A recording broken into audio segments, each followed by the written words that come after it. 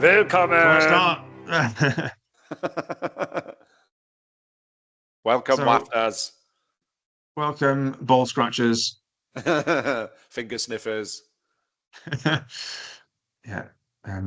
Hello. We've decided to do another battle report, even though we only just did one. Yes. It should be every 18 years or months. Yeah. Undying dynasties and undying jokes. That's the theme. Yep. So we, for various reasons, we don't get to play very often, do we? Mostly my fault, but that's the way it is. Yeah. Well, you come around to my house and you just smash everything, and then I have to go through the insurance, and it takes a while. I'm disruptive. Yeah. You bring your 5 pit bulls, and they just, eat the table legs, and all the models fall off, and then there's your concubine, and she just, sits in the corner shooting up. Yes. This is. Should we start this again? No, I mean, these are all quite serious accusations, and they're all on camera now, and this is a matter of public record. Yes. I suppose if I'm going to be found out, then I may as well be found out here and now. Yeah, let's just hope that neither of us is four using pit bulls, 5 concubines. That's it. All for 4,000 points. That's quite it. An economical army. We just have to hope that neither of us is using our work Teams account to video this battle report. Oh yeah. Well, I only worked there for another 2 weeks, so it's fine. Oh yeah. Cool. Yes, so here we are, Dread Elves and Undying Dynasties. Our first game in about 3 months, maybe.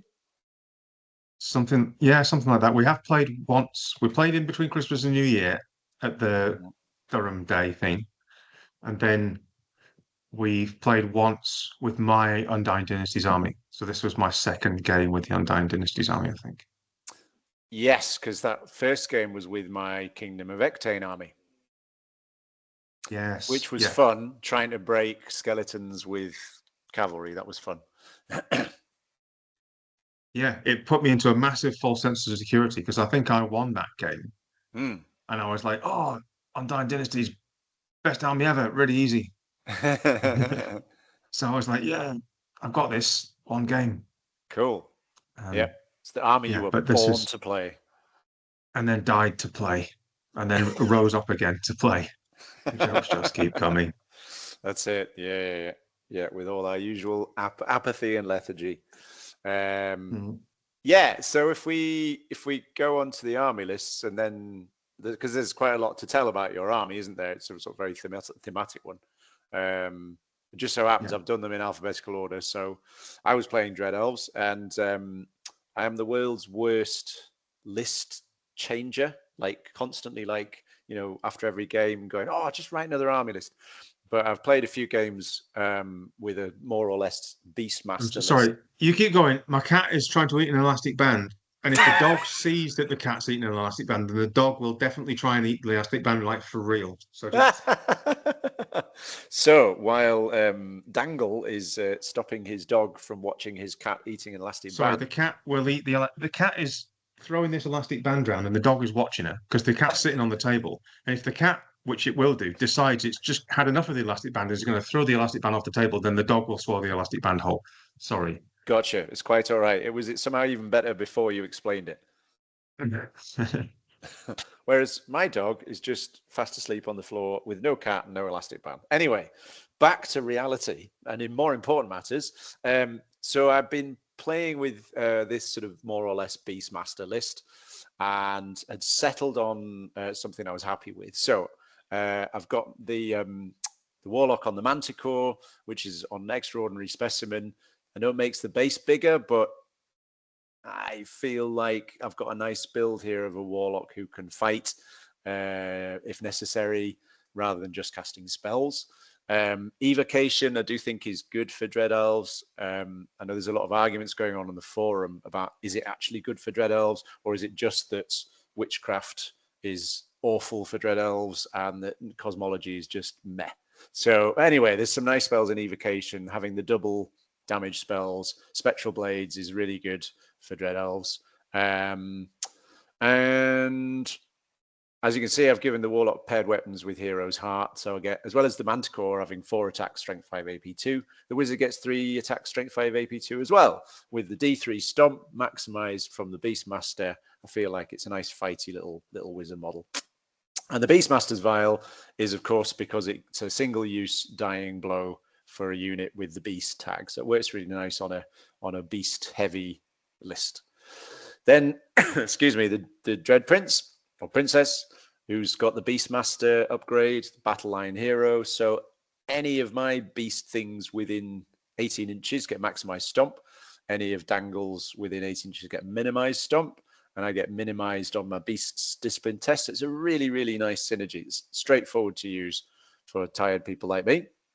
Again, on a Manticore with Extraordinary Specimen and paired weapons with Lacerating Touch. I did play several games with Height of Hubris on the Great Weapon, which is the multiple wounds Great Weapon. But with the maximized Stomp, I mostly wanted the Dread Prince to be squashing infantry. And so I felt like coming up against parry with a great weapon was a bit annoying, so I switched over to the actually cheaper paired weapons with Lacerating Touch. And Ring of the Obsidian Thrones, which is actually a mistake. I only put that in after this game. So in this game, I had Talisman of the Void instead. So Channel 3. Then Block of Spears with a Banner of Speed. You'll see later on, I've got an Altar of Yema. So the spears, if they were within 12 inches of the altar, get mobility 7, which is fantastic for a 14-inch march. Militants, only 18, but they have the altar in them. And Cadron's Pennon is the banner that means if they're involved in a combined charge, all of the units in the same charge get to re-roll the charge rolls. The sweet spot, I think, is 15 auxiliaries, because if they, with Dave Warfare, if they get in a combat with another unit with Dave Warfare, they count as having 4 ranks, so you can give them press of ranks. So that's really good. And it's a nice number for shooting as well. Then 6 Thunder Pack. They are, so on the forum, people have been kind of going through the figures, for example, from all the ETC lists and all the lists that people have been reporting on new recruits and doing sort of percentage pick rates. And the Thunder Pack is extremely low. Virtually nobody plays them, because they went from having Terror and +1 AP on the charge, base strength 6. They lost the Terror, they lost the +1 AP and dropped to strength 5. So people are just not taking them anymore. I really like them because I think they work really nicely as a big unit now, because they get the beasts in the second rank get to attack where they didn't in second edition. And also they work really nicely with the Beastmaster. Then I've got the Altar of Yema for Strider on the charge and the +1 mobility, Kraken, and 2 Mist Leviathans. And people keep telling me I'm mad, but I think 190 points for 5 Shadow Riders from Core, which have light troops, height 2, and can march 18 inches with Vanguard. That's really good.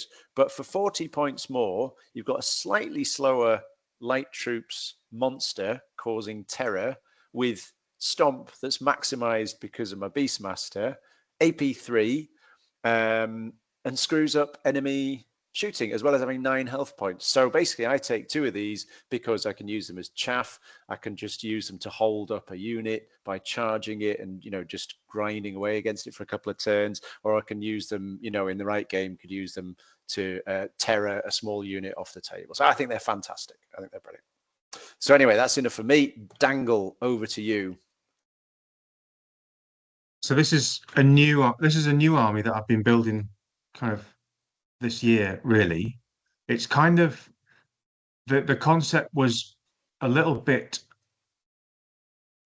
from kind of like the Aliens versus Predator thing, where the aliens and the predators in the first AVP film, they find all these pyramids and they realize that the predators have made the pyramids as a form of worship, and the humans are supposed to worship the predators, and the aliens are produced for like sport for the predators. And there's this whole thing about how the predators invented the pyramids and blah blah blah. And it kind of got me thinking maybe I could do some kind of in Dynasties thing, but it's kind of made around aliens and predators.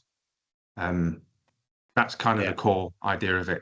So the idea is that it's lots and lot. What I really got excited about when I saw the Undying Dynasties book was the whole thing of ambush from open terrain, which is, if you like the Alien films, it's just things, horrible monsters like popping up from anywhere, and you don't know where they're going to come from. They're just going to jump out behind you, and They're that seemed coming like, out of the goddamn walls, man. oh, the goddamn wars. Yeah, it quite like the idea of the theme, but it just seemed like such a unique way of playing to have things just popping up out of open space, and like really quite a lot of things that can just pop up out of open space. It seemed to be a way that, um, yeah, a play style that I hadn't come across before, and it just seemed quite interesting. So I've never Yeah. really done a horde army before because my other armies Warriors of the Dark Gods. So I spent Christmas and New Year painting an awful lot of skeletons with contrast paint very quickly, but it still takes an awful lot of time. So I've got my Pharaoh, who's I really should get a Predator model for the Pharaoh, but he's on a Shard Guardian, which is an Alien Queen model that he sits on. But he's Very got cool. the Battle Line Hero, which is a bit of a no-brainer for Undying Dynasties, and he's got the Great Weapon with God Slayer, which I'm not sure was really necessary, but I just thought it was a really cool weapon. And I thought if I can get it in compact with any of it's kind of a hero killer. I've got the wizard with the mimic cloak, so he can stand behind and he sits in the big block of skeletons. He's evocation, so he can use the augment spells to get the um, rise up benefit. And I've got my battle standard bearer. In the end, what I did with this list is I had forgotten to pay for the extra points for the scarabs to give them ambush, which was Oh the same yeah. amount of points as Touch of Greatness. So in the actual battle, the Nomarch had Destiny's Call and the BSB, but he did not have Touch of Greatness because Oh I yes. flipped that for the I forgot. ambush. Um, Great big block of skeletons. Skeleton chariots with the Legion charioteers, so they're point scoring, and they can have the standard bearer. And if they have a standard bearer, I can give them the Entomb banner and make them pop up out of nowhere. Then I've got a big block of archers and a little block of cavalry as well. I've got a fairly decent sized block of Necropolis Guard. Um, when I build a new army, a lot of the unit choices I make are from which models I want to build or what I've got access to or what I can build with the kits that I've got. So I built a lot of Necropolis Guard because I had a buttload of skeletons in a big box and I could use the same skeleton kits to make Necropolis Guard. So I'm undecided on whether Necropolis Guard are a good idea or not, especially on their own, not being a bodyguard for anything. I'm not really Yeah. sure if that's the right thing. But anyway, that's what I've got. And the second page, I've got a catapult because it's quite a nice thing with it being multi-wound. And to be honest, I had a skeleton chariot kit that I could make a catapult chassis out of, and that's why I've got a catapult. Yeah. But then I've got the other things, which are the scarab swarms. I've got alien facehuggers, and I've got 3 sand scorpions, which are my xenomorphs, and they're the things that are going to jump out from behind. And then I've got a dread sphinx, which is a great big scary combat beast monster. So Yeah. that's what the army looks like. And you had a yeah, I think you had a guest for the Dread Sphinx, didn't you? Because you're still like deliberating over which is the right alien themed model for the I Dread need a Sphinx. great big alien queen thing to be the dread sphinx. So at the moment, my dragon from my wasteland dragon from my Warriors of the Dark Gods is standing in for the dread sphinx. You should. Originally, when I first started out as Undying Dynasties, what I thought about was like a Draugr army from Skyrim with Yeah. dragon priests as the main characters. So I was going to use my dragon as the big monster and have Draugr and dragon priests and things, but then I didn't really see any models I wanted to use for dragon priests because the kind of undead Viking models that I found on Etsy weren't particularly nice. So yeah, it Cool. was a He's standing in. He's a substitute dragon. You should definitely like do my suggestion of get a big alien queen model, and then just get some transparent, thin transparent perspex, and just cut out simple bees wings and just kind of go, bees, man, bees have hives. Yes, you made that joke on Saturday also. Yes, I did. But these people weren't there on Saturday. Okay. I wish I wasn't. No. Very good. Yeah, cool. That's the lists. Yeah, no, I particularly liked the face hugger scarab swarms. That was very good. And then deployment was mutual encroachment. So I think the way the terrain worked out, it wasn't like the side that you ended up on, there wasn't really much of an option for you to put a scoring unit outside your deployment zone.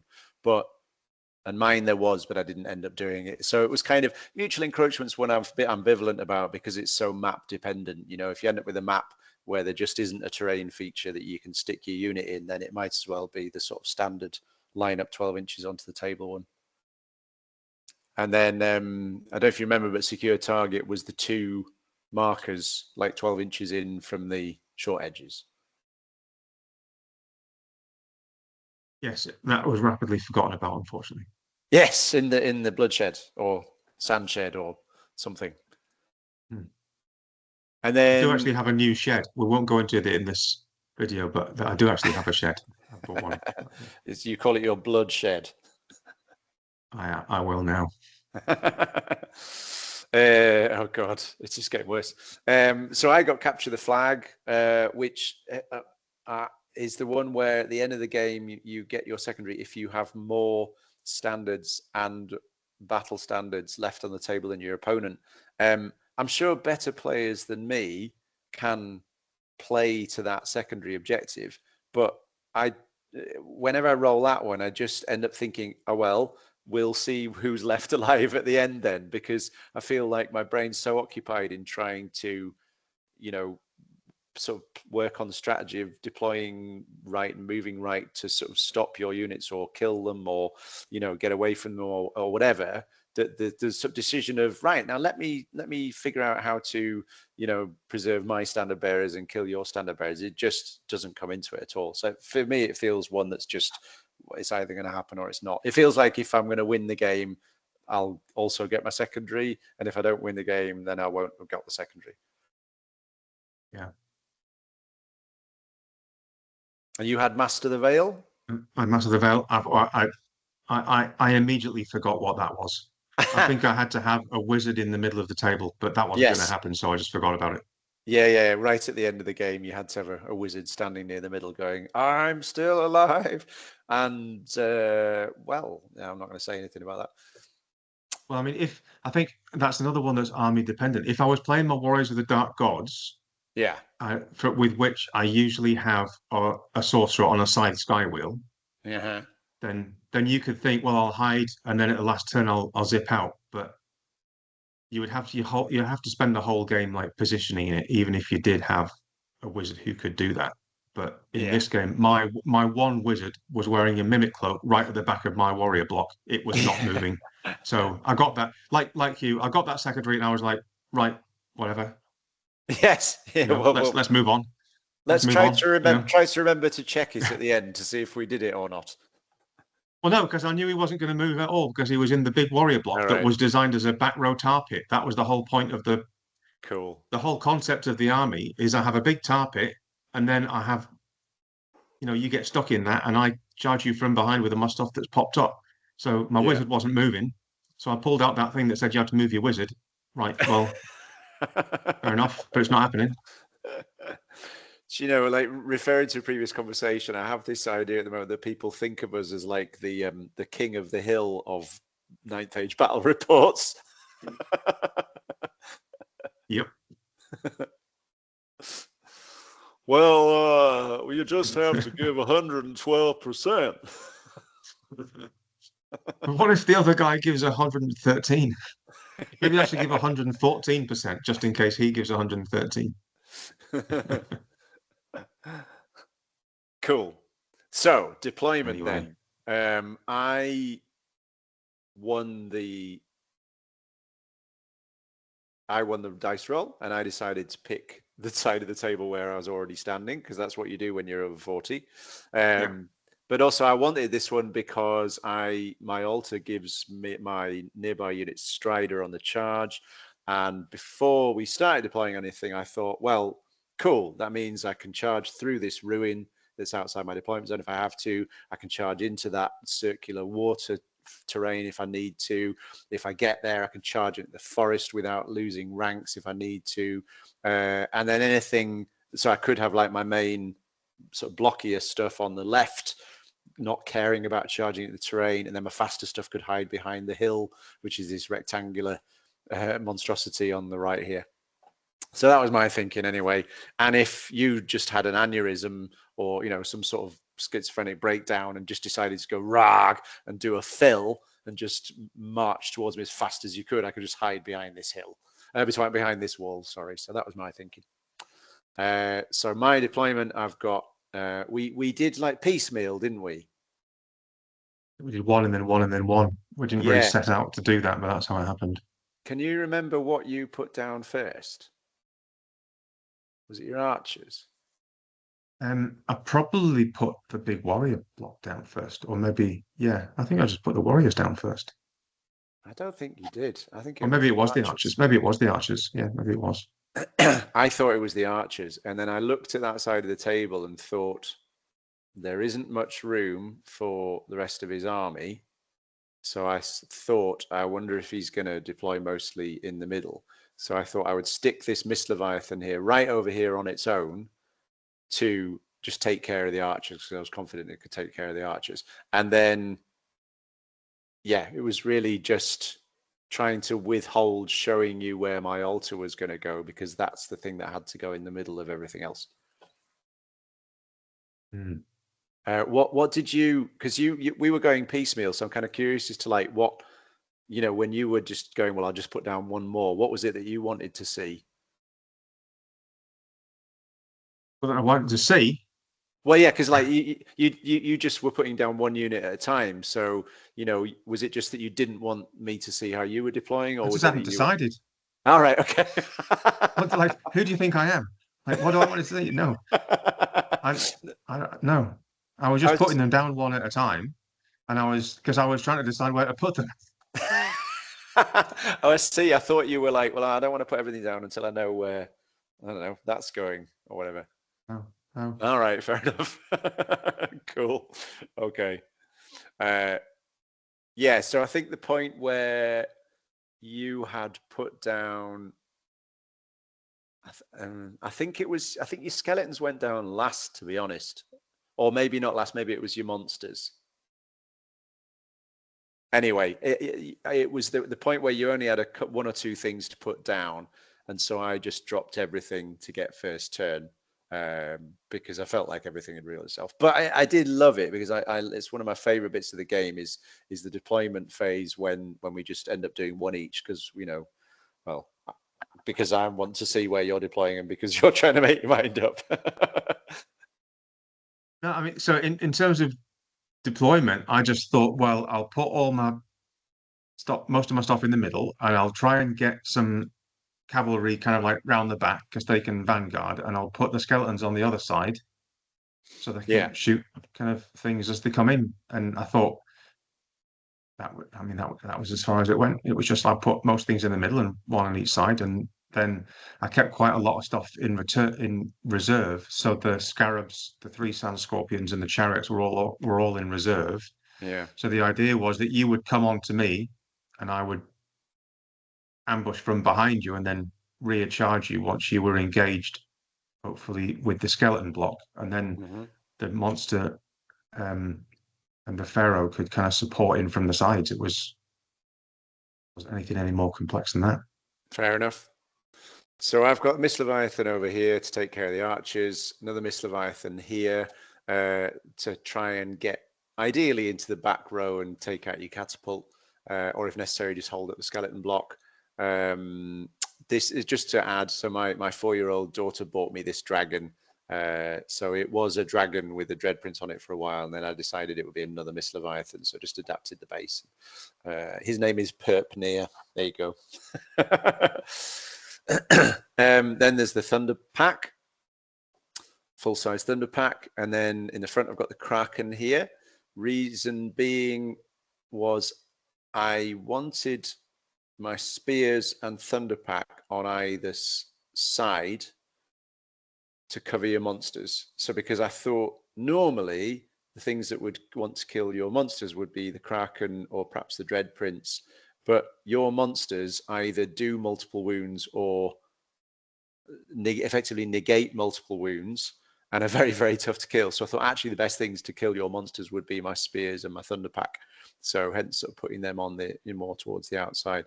The Kraken I thought could either go forwards and get maximized stomp on your Necropolis Guard or skeletons, or if stuff started popping up behind, it could always turn around and, you know, cuddle a scorpion to death or something like that.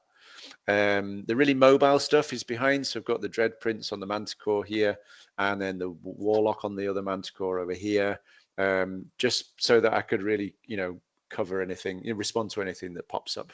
And I decided that the auxiliaries would go right at the back, make a back line so that they could either shoot or charge something that pops up behind me. So there you go. To be honest, I'd looked at your army list, I'd looked at your army list, and I'd never played Dread Elves against. I'd only played one game against your Undying Dynasties, and my Dread Elves army wants to push forwards and just do combo charges at long range at stuff and smash it to bits and then get behind you. So the idea of dealing with your stuff popping up behind me was like, I've honestly, I don't know what to do here. So in the end, I thought I just need to have a back line. Yeah, so I've kind of talked through what the tactic was, but in terms of where everything is in the photograph, on the left-hand side, that's the skeleton block. Then I've got the big block of, the archers is on the left. And the big block of skeletons, that has the BSB and the wizard inside it. Behind that is the catapult. And then slightly to the left is the big block of Necropolis Guard with no characters in it.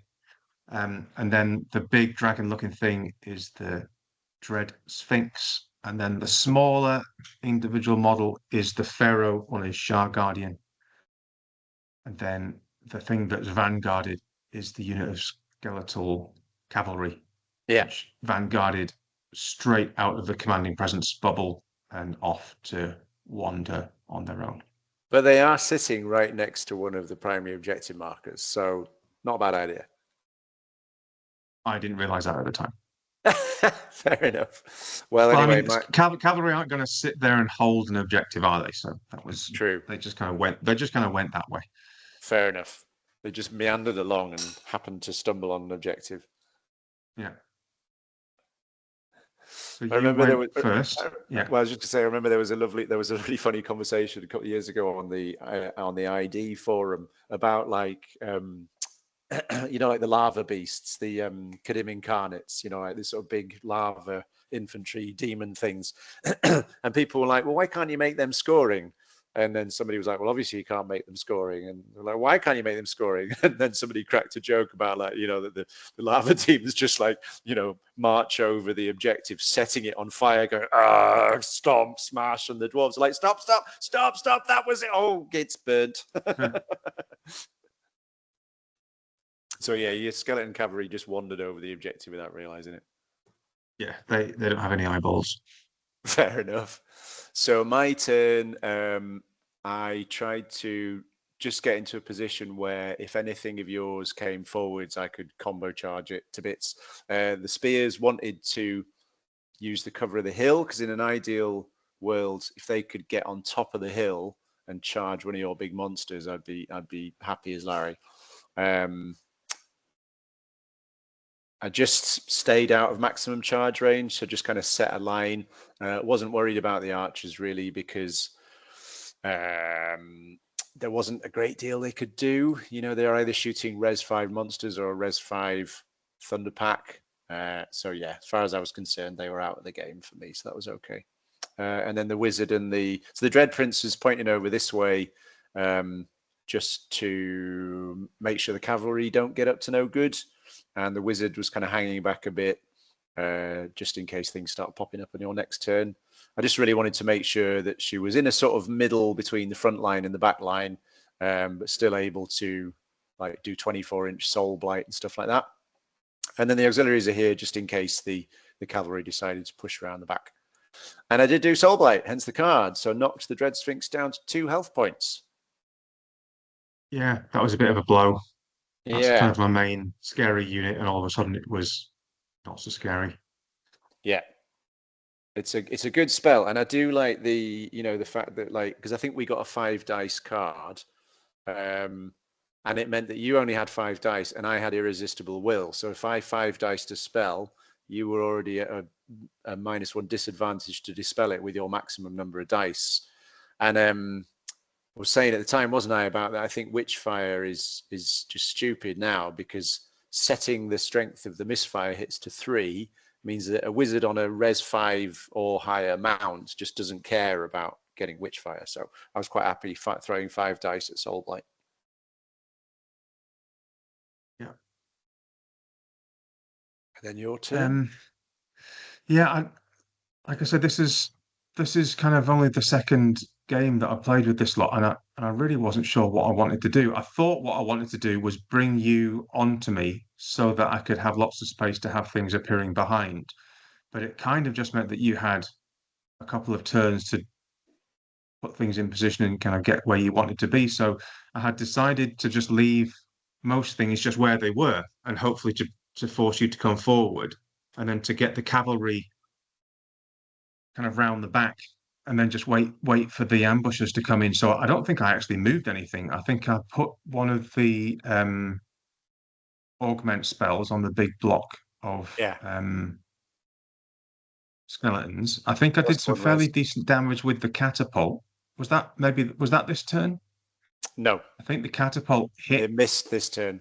It missed this turn, but it hit every other turn, I think. Oh, beg your pardon. Um, Sorry. No, you're right. It hit the militants, and I started to sweat because I didn't have a reroll or any kind of minimized on their panic check, mm, and they were fine in the end. Yeah, it killed it was fine, but I think it killed a couple of them. So I don't think I really did very much this turn.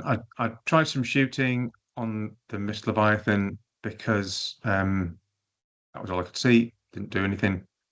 It did. You took a Uh, couple of health points off it. Did I? Oh yes, because there's Yeah, a dice next to it. It went down to 41 health points, I think. that's it. It did. Yeah, Yeah, that's why I was yeah. using a D20. You see, just to rub it in. Yeah, so I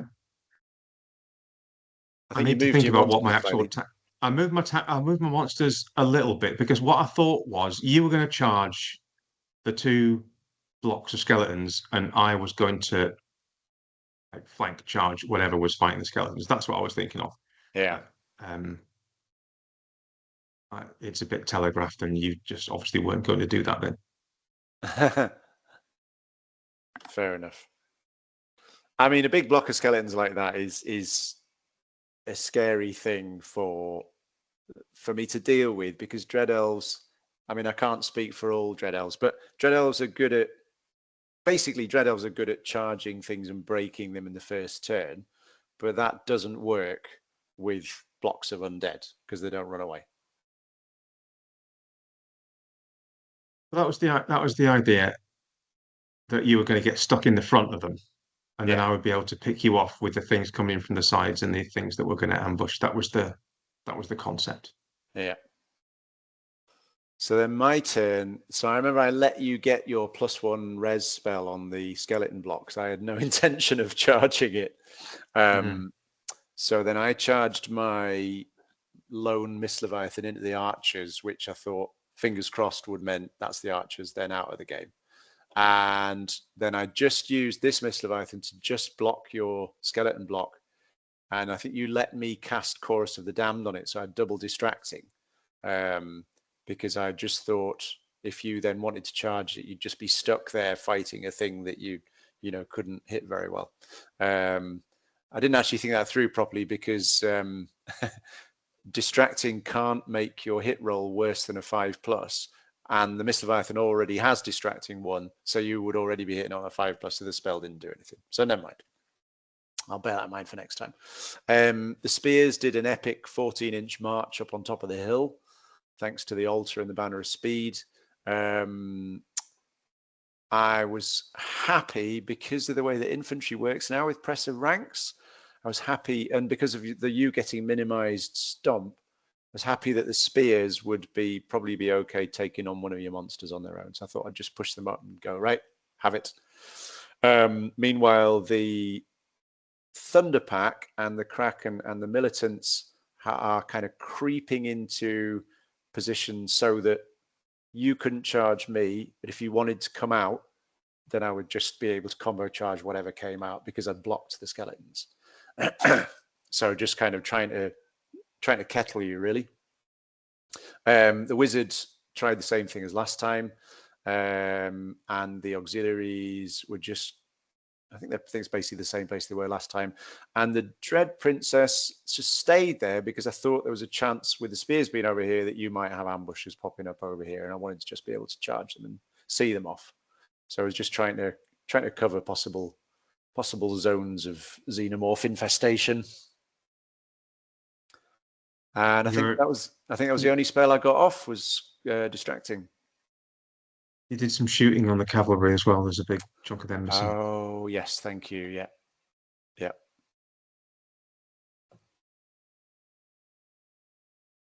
So this turn, yeah, I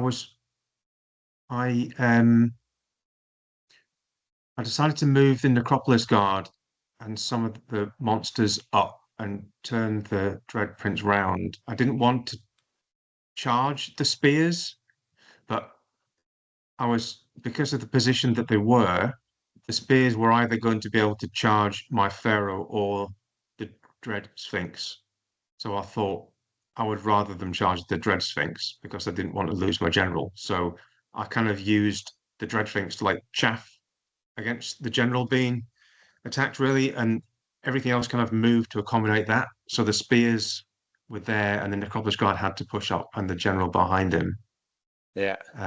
I managed to get the Scarab Swarms and one of the Scorpions to come in from the ambush. So the Scarab Swarms went down there behind your middle line, and then the Scorpions went in front of the archers. And my plan was to have the archers. Oh, so the Scorpion back here line. by the auxiliaries. Yeah, the Scorpion back here. Yeah. So the idea was that I was going to have the auxiliaries charged by the Scorpion in one end and the skeleton cavalry in the other end. That was the plan. But what I'd also done is measured out carefully the full range of the march and shoot of your auxiliaries and put I put them just out of range. So the cavalry, not thinking that also put them out of charge range because I'm not very clever. So actually, when it came down to it, they were really badly positioned. But that was what was going on in my head when I put the Scorpion down there.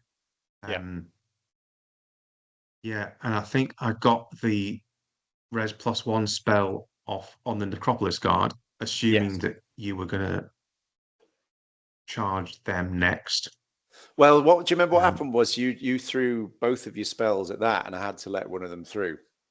Because I had that and the one that would have given them. Did I give them the? No, did I? Did you let through? I think you let through Dance Macabre. Yes.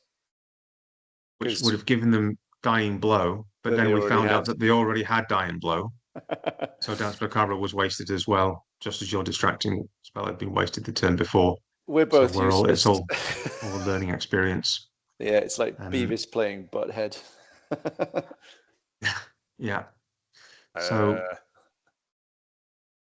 yes. So at this point I'm thinking, well, the ambushes are starting to come in, and I've got the auxiliaries pinned, cornered, and nobody's dying in huge numbers yet. I'm thinking this looks okay. Yeah.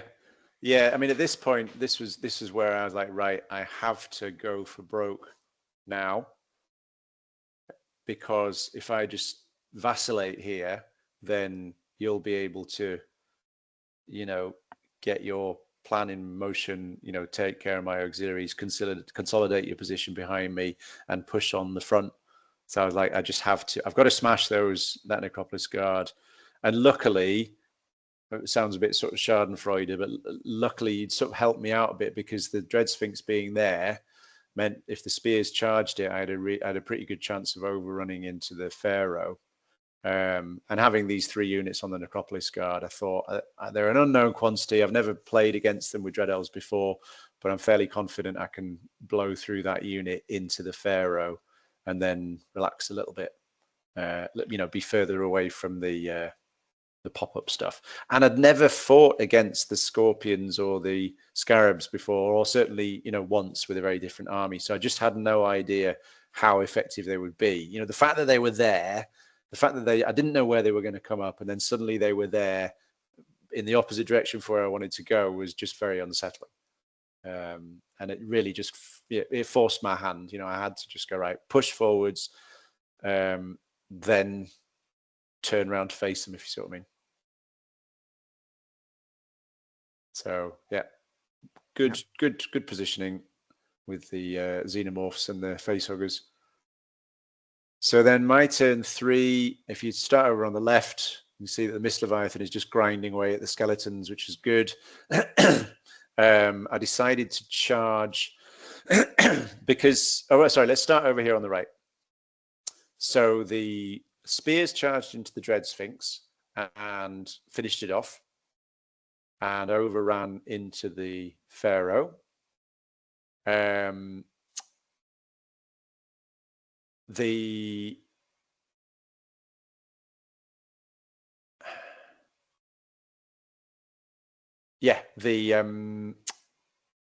Thunderpack and the Kraken and the Militants all charged into the Necropolis Guard and finished them off.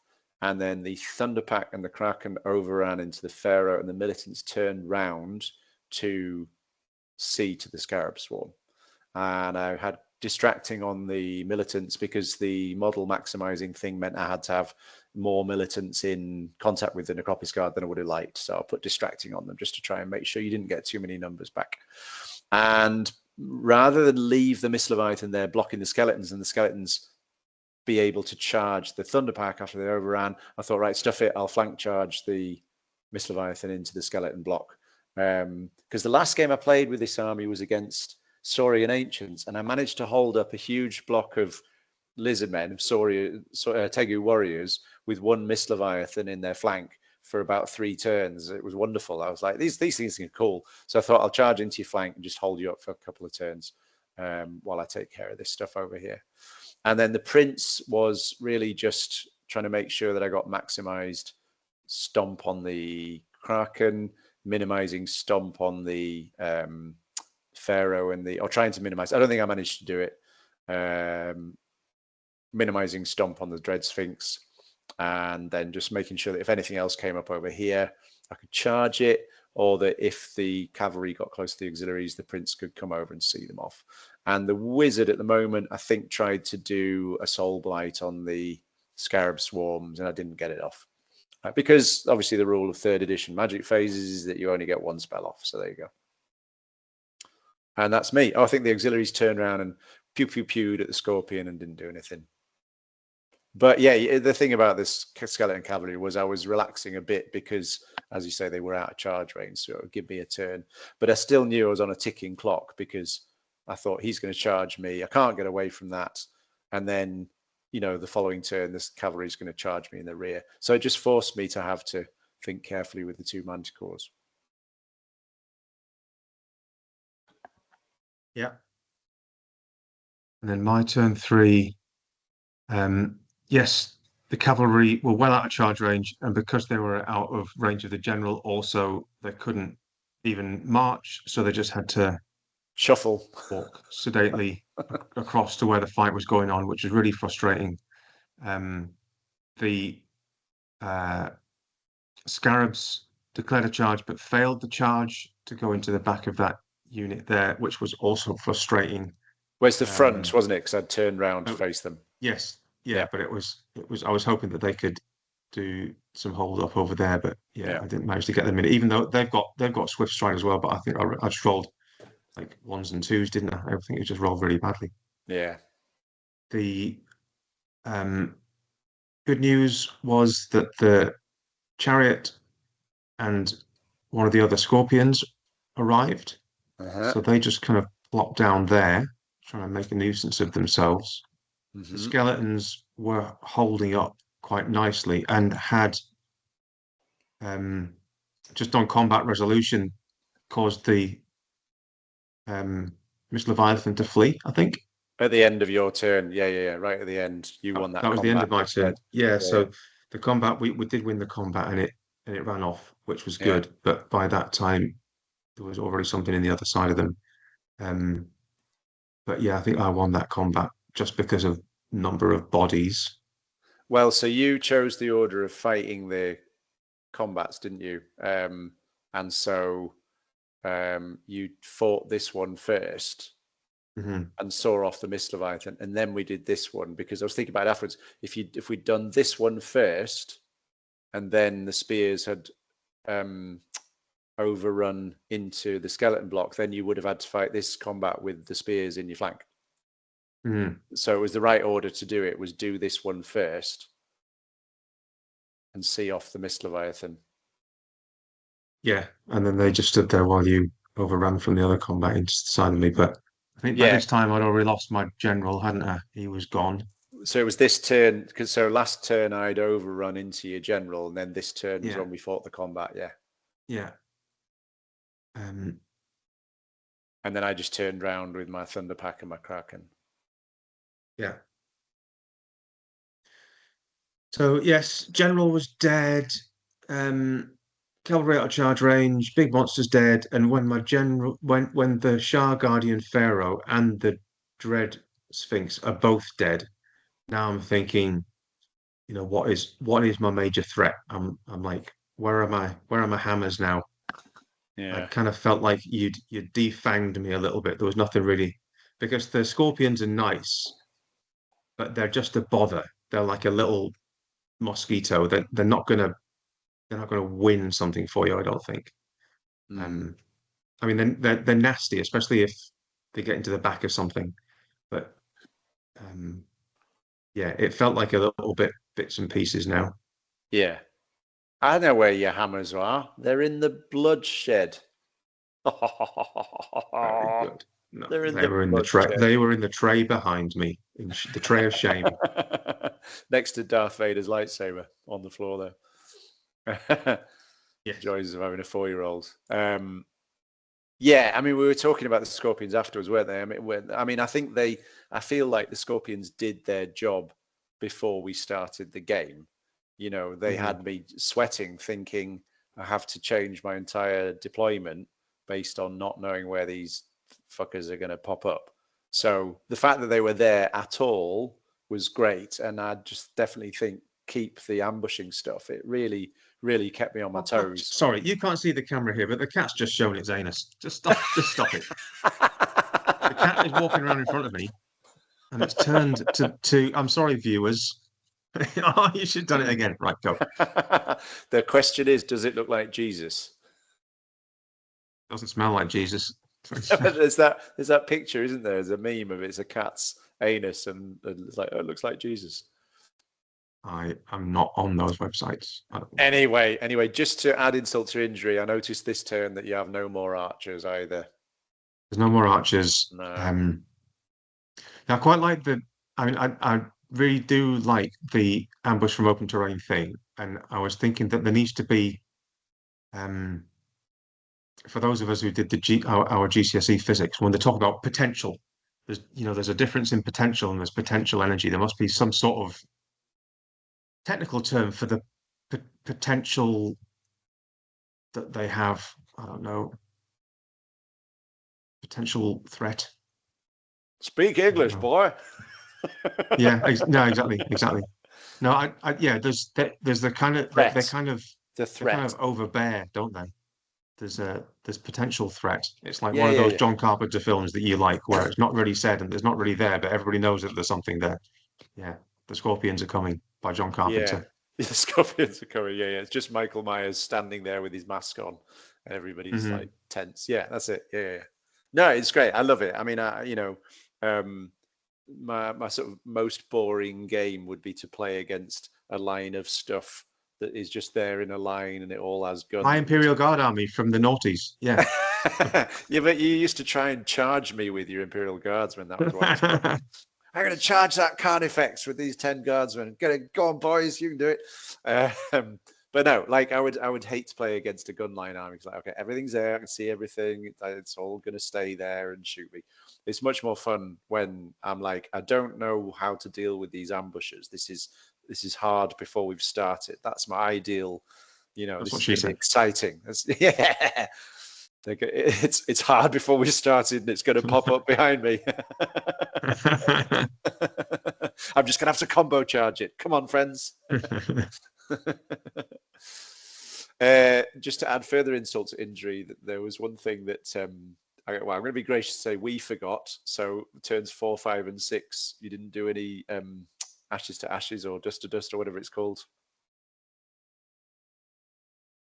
That's when the Hierophant dies. Oh, sorry. Do you know what it is? It's because I spent so many years playing vampires in Warhammer, and that was when it was so the it's the general. wizard that's the Hierophant. Sorry. Yeah, big fan. Yeah, ignore me. Okay, my turn. For some reason, I decided to take photos from a different angle. Apologies for the lighting, by the way, folks.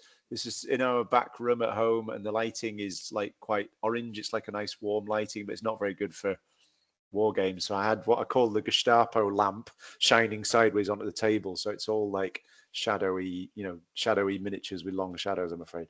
What did I do then? So my Miss Leviathan failed to rally because the Beastmaster's miles away. This Miss Leviathan decided to close in to either flatten the thrank of your Wellington Squarriors, or try and get a charge on the catapult. The Thunder Pack, the Kraken just shuffled right up to the Scorpion to stop it charging the Thunder Pack because I was confident I could kill it. You had got a shot off on the Kraken and taken 2 health points off it with your pesky multiple wounds 2. Multiple wounds catapult. 2. Yeah, it's really good. And yeah, so it shuffled up to Scorpion, say you are not charging the Thunder Pack. The Thunder Pack angled themselves so that if the chariots charged in, you hopefully wouldn't get all 3 chariots fighting. A little bit of sort of pedantic tactics there. The wizard, so the warlock, so the Temple Militants charged the Scarabs in the front, and the warlock charged them in the flank. And with the combined charges, I can't remember, killed them all, and then they crumbled or just killed them all outright. The militants sadly failed to overrun into the Scorpion, which would have seen that off. That would have been great. And yeah, this combat just grinded on for ages, didn't it? Even with spectral blades on, as you can see. The Dread Prince failed a charge on the Skeleton Cavalry, but at least was providing the discipline bubble over here if need be. And as we mentioned last turn, so the spears, the Selexian spears, had charged the Dread Sphinx, overrun into the Pharaoh, killed the Pharaoh, overran into the flank of the Skeleton Warriors. So we're now fighting that combat and made a big hole in the block of Skeleton Warriors, didn't they? Yeah. I do think infantry is in a really good place in 3rd edition. So the fact that, for Dread Elves getting +1 to wound in the first round and +1 to wound for press of ranks. I know it's only capped at 3+, but still it's a nice combo to get. Just means you have to play aggressively, I think. And then your turn 4.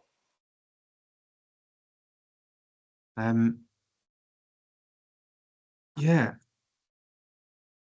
I think for some reason I have not charged the auxiliaries with the cavalry. I've charged the militants. The militants. Yeah. Can't really remember why. I don't know. I think because we'd worked out the points, and we'd worked out that the auxiliaries were more than twice the value of the single Scorpion that was holding them up. And I think you were quite happy that 140-point Scorpion or whatever was holding up 290 points of auxiliaries all on its own and just grinding away.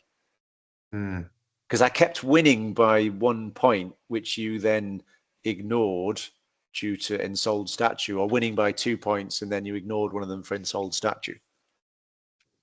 Yeah, I think that was probably a mistake. I think I should have just finished off the unit really, but that was apparently what I did. Okay. Yeah, the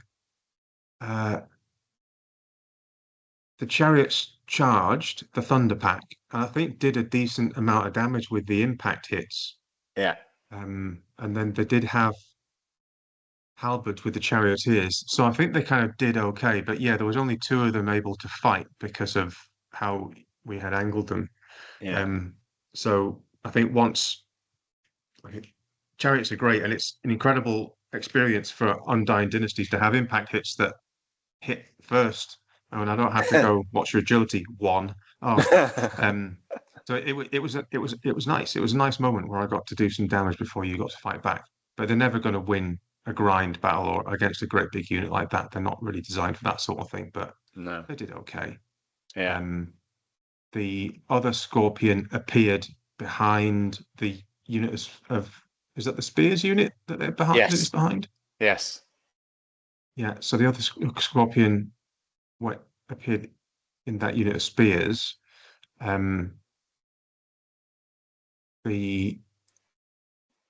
now everything is on the board. So I just think jump in with one thing. There was a mistake I realized I made after the game, which I apologize for. It wouldn't have made a difference because it was the Kraken the Kraken came in and obliterated the chariots. Anyway, just spoiler, sorry. But I mistakenly played the Thunder Pack here as AP2, where they're only AP1. So you should have had maybe 1 or 2 extra chariot wounds left in that combat. But then, as I say, the Kraken was there to obliterate, because the Kraken did multiple wounds to the chariots anyway. So it wouldn't have affected the outcome of the game. But the outcome, yeah, that's fine. So that they went in, but then what I would like is for them to go into the back of something. That was the point of them to be in ambush. So I knew when I charged them in that they weren't going to win the combat, but I think that they, for like a minimum sized core unit, they probably did pretty okay with the impact hits. And the Scorpions are going to go in to the side and the flank, and sorry, the flank and the rear of the Spears unit. But I remember you're always, the one quality that you do have is that you always give me very impartial advice and give me your best advice when we're playing. And you kind of tell me sometimes that some things are going to be a good idea and some things are going to be a bad idea. And did you just say your one quality that you do have? you made a prediction. You did. You just said your one quality that you do have. Well, one quality that you do have. The one good thing about you is your shoes. Oh no, I wouldn't say your shoes, and it's definitely not your trousers. Sorry, carry on, please. No, because I was going to charge the Scorpions into this combat, and you said to me that it would be because the combat. No. I let you do it. I did let you do it first. Then I told you what was going to happen.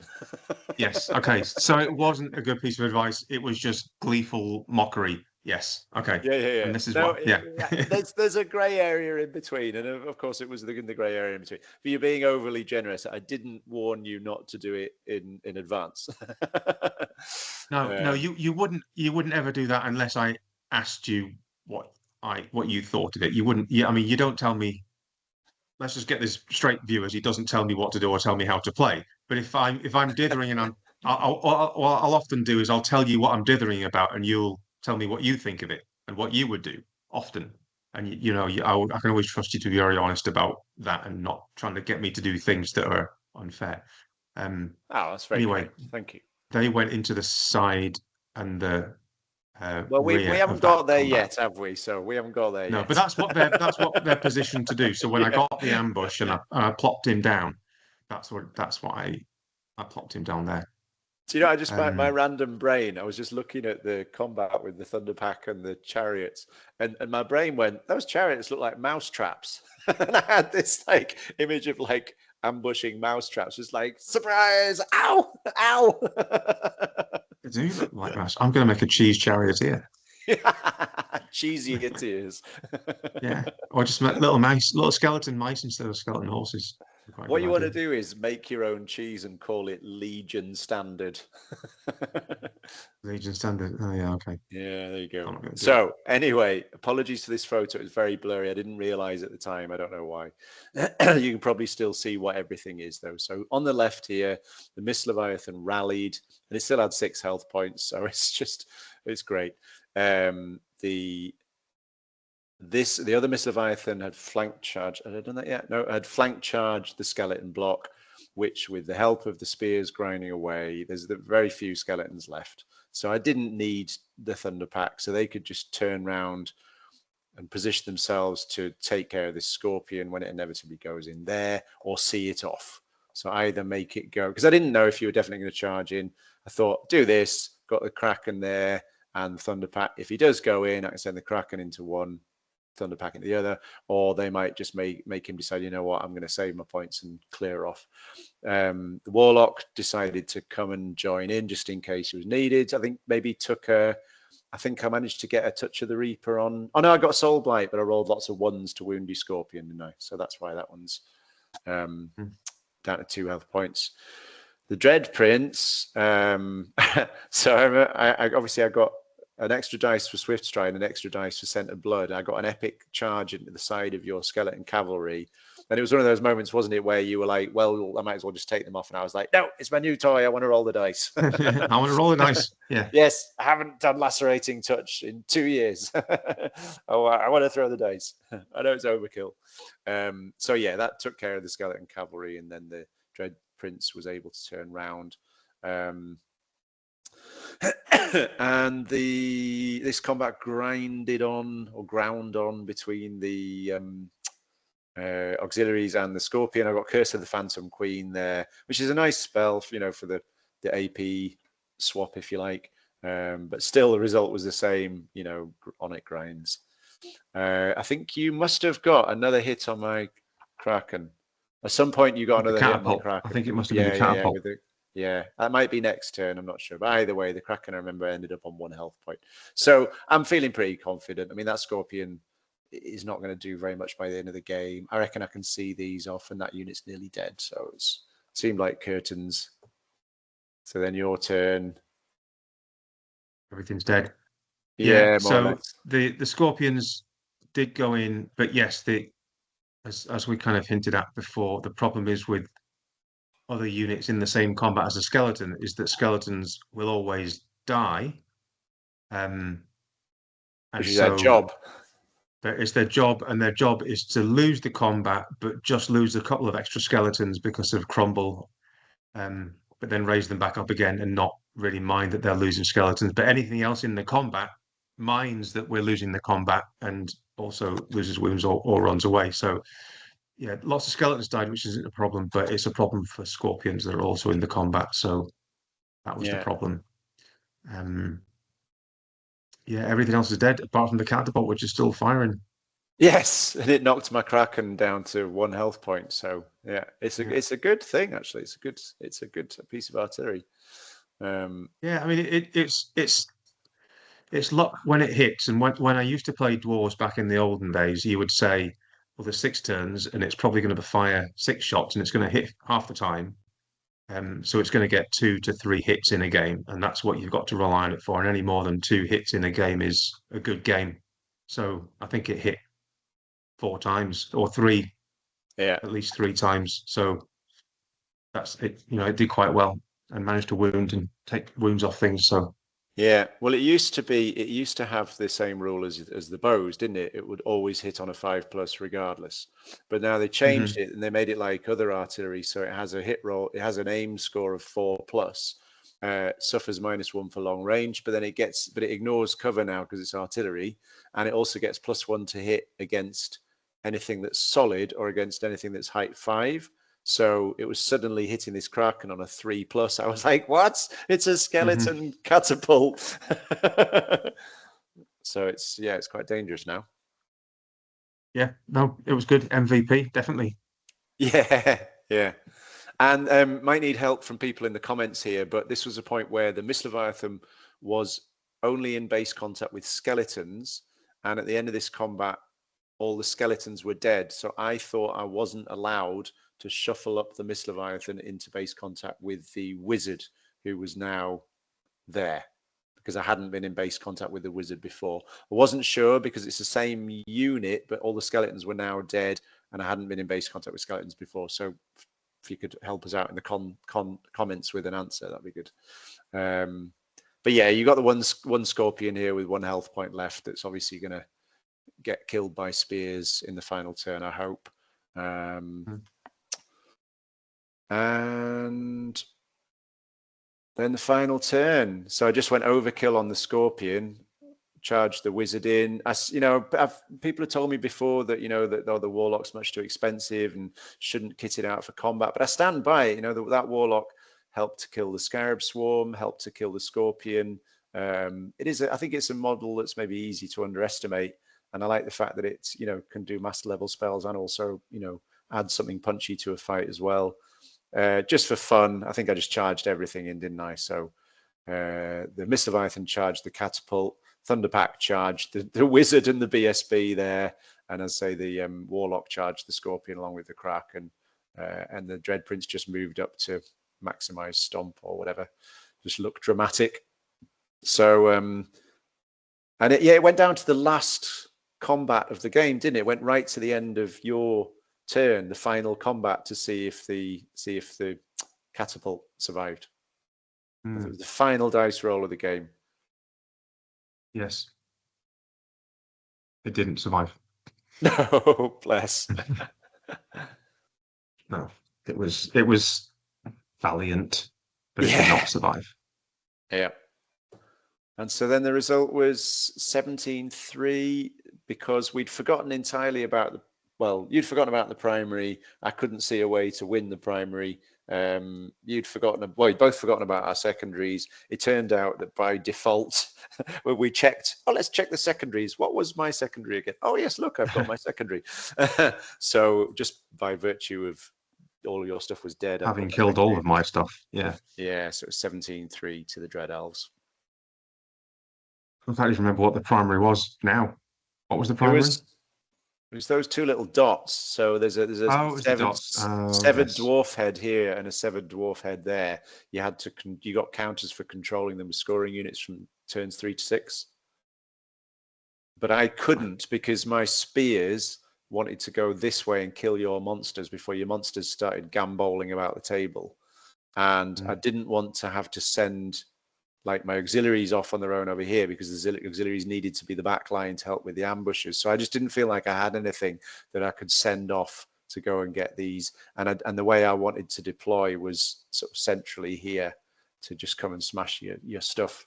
So we just did a fill, didn't we? We both lined up in the middle and went, rah! Yeah, I could have used the chariots because they were scoring. It's quite good. It's quite cool to be able to have deep striking scoring units that you could just plop down on objectives. That's quite cool. If I'd have thought or remembered or I don't know those things. Yes. But yeah, I mean it was an enjoyable game. It was always fun to play, and I think the temptation is when you're using your new army is to play the game and go, right, no, I need to completely rewrite everything because that was terrible, especially if you got completely tabled. But I think I just need to give it a dozen or so games and then work out how it plays rather than just go decide that it's immediately wrong. I need to decide on a model for a Dread Sphinx and keep doing that. But I think it is an interesting army to play. It's not like the other armies that I've played, which is one of the attractions of building it in the first place. The combination of the horde, the undead skeleton big blocks, and then the resurrection and the ambushing. There's a whole combination of things that I've never really used before. So yeah, It's all good. We were talking afterwards, weren't we, about the Necropolis Guard, and it's sort of a tricky one, isn't it? Because they're a small unit at the moment, and my instinct was like, well, there's 20 of them, they can get oppressive ranks if you can countercharge in something. But then I think your view was like, well, I've already got things that can countercharge, and they're not taking advantage of bodyguard. Yeah, they've only got light armor and nothing else. So you just slice through them. You just Yeah. slice them into pieces. And I don't think they're supposed to be they're obviously not like a stand and fight thing because they're too expensive to just lose and then resurrect. They don't have any armor. So I think they're supposed to be a bodyguard unit that is probably not going to get into much scuffle, really, or a very large unit, much bigger than 20. But All I know is that I think vampire, because there's the equivalent in the Vampire Counts book, which is the Barrow Guard, which is basically the same. They've got all the same stuff: Dying Blow, Lethal Strike, Res 4, Strength 4, AP 1. They're basically the same. And my impression from reading the forums is that people only tend to take Barrow Guard in big units for that reason, because they're just so hard to deal with in a big unit, because you can't kill enough to reduce the number of attacks coming back at you, and then your opponent can just resurrect them relatively easily. So it's like a big, how the hell are you going to deal with this block? So yeah, it's maybe food for thought on whether something else. Is there anything you would take out to make them much bigger, or would you just take the Necropolis Guard out and replace them with something else? I think maybe what I did maybe think of is taking out the archers and the Necropolis Guard and having two great big blocks of skeletons. Yeah, it's a shame to lose the archers though, because I just think it's such a useful thing in a relatively slow army. Because the thing about a slow army is that you are potentially easily shut down by fast units of like chaffing things, or fast units that want to kind of nip round, and a little cowboy or whatever that wants to sort of take advantage of your slow speed and outmaneuver you. But if you've got 24 or even 30-inch range bows that will always hit on a 5+, then you can help to deal with those things. I feel like it mitigates your slow speed a bit. Yeah, I'm not sure. But I mean, I've got them. I've got the army that I've got, the models that I've got for the time being. So I think for the time being, the plan is to just play a few more games with the army as is. I don't think there's anything hugely wrong with the list or the models that I've got. So, yeah, I think I just need more time playing it. That was literally game 2, and game 1 was like 3 months ago against a different opponent. So. Say a different one of your armies, which was very different. Yeah, sure. So no, it was good, and it was good to be back playing again. And I'm really enjoying this army list, because I feel like I really like the Manticores. Having one very fighty character and one quite fighty character with light troops and a decent range and bonuses for charging. I love it. Just having those maneuverability options. And I think the synergies, I don't have a lot of brain power when it comes to remembering synergies, but I feel like the synergies work very nicely. The fact that all I have to remember is 18 inches round my general, keep the monsters in there, and enemy monsters will suffer. And that the combo charges, I like playing, I like playing aggressively, and it's nice to have the option to, get bonuses on combo charges and things. So I feel like I'm, relatively in a happy place on this army list, and it's does what I enjoy. good. And Well, we were saying as well, weren't we, that it's like, you and I tend to, have quite sort of thematic armies, and we tend to also like buy the models that we like, and we tend to sort of set it up, and we like to put it down the table and go, yeah, I'm happy with this. But then we also both said, didn't we, that also it's nice sometimes to win a game. yeah, And I feel like with this list, I feel like it works well enough that it won't let me down. So then it's a question of whether I can win a game or not, rather than whether the list is just rubbish and won't ever beat anyone. Yeah, I think it's a hobby, not a game, isn't it? And there's lots of Hmm. elements of the hobby, and I really enjoy the painting and the collecting and the building. And I really don't like writing army lists at all. But you really like write army lists, and often you'll write army lists for me, even when I don't ask you to, because that's what you Yeah. really like. But then I think the game is an element of the hobby, and you don't want to be, you do want to win occasionally, even though Yeah. that's not the main reason why you do the hobby. So I think there's lots of different ways that you get enjoyment out of this, but nobody likes Yeah. losing. So Not all the yeah, time. No. not all the time.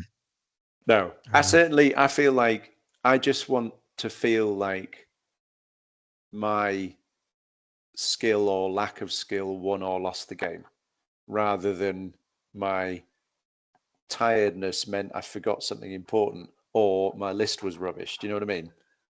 mm, I would quite yeah, happily discover I'm just never going to get any better and I'm always going to lose most of my games because that's my ceiling. That's fine. What I don't want to like find is constant frustration because I'm like, oh, I'm just not happy with my list yet, or you know. So yeah, yeah, I know what you mean. but it was fun. Yeah, it was fun again. That's the end of it. Yeah, But we should let them go. right. Well, We've yeah, kept them we've up been talking for for. a very long time, I know, yeah, so and I think we should say goodbye to all the boys and girls because we it's should. past their bedtimes. Yes, you need to go and brush your teeth, boys and girls, and say your prayers to Ozzy. You know, go and listen to your old Black Sabbath records. Ideally, the Ronnie James Dio one because I think he was better than Ozzy. But but yeah. Anyway, no, Right, and fun on as that usual. bombshell, Yep. I'm gonna say goodbye and stop recording. Okay, Bye bye, bye. everyone. Bye.